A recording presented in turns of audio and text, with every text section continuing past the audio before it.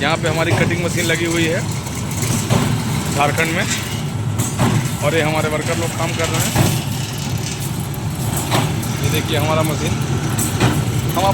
हम आपको मशीन का अंदर से दिखाते हैं कि इसकी मोटर कैसे घूमती है।